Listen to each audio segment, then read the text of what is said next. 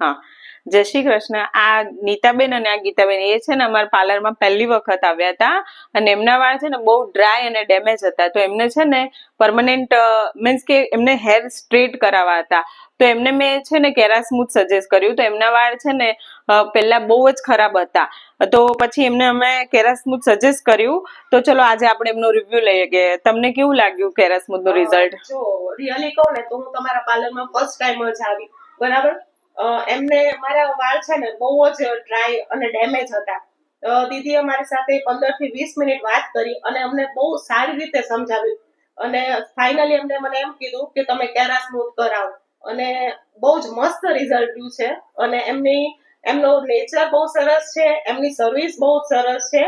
એટલે હું તમને કહીશ કે એકવાર અહીંયા વિઝિટ કરજો. અને બહુ જ સરસ કામ કર્યું છે, બહુ સરસ સર્વિસ આપી છે અને આ છે અમારું ફાઇનલ રિઝલ્ટ. હા, જો તમે જોઈ શકો છો એમનું આ ફાઇનલ રિઝલ્ટ છે. રિયલી એમના વાળ બહુ ડ્રાય અને ડેમેજ હતા અને આ એમનું ફાઇનલ રિઝલ્ટ છે. જો તમે જોઈ શકો છો એમનું ફાઇનલ રિઝલ્ટ, આ કેરાસ્મૂથ નું રિઝલ્ટ છે.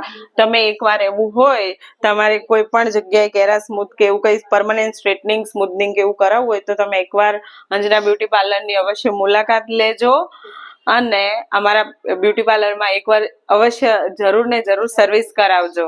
Thank you. હા, થેન્ક યુ સો મચ.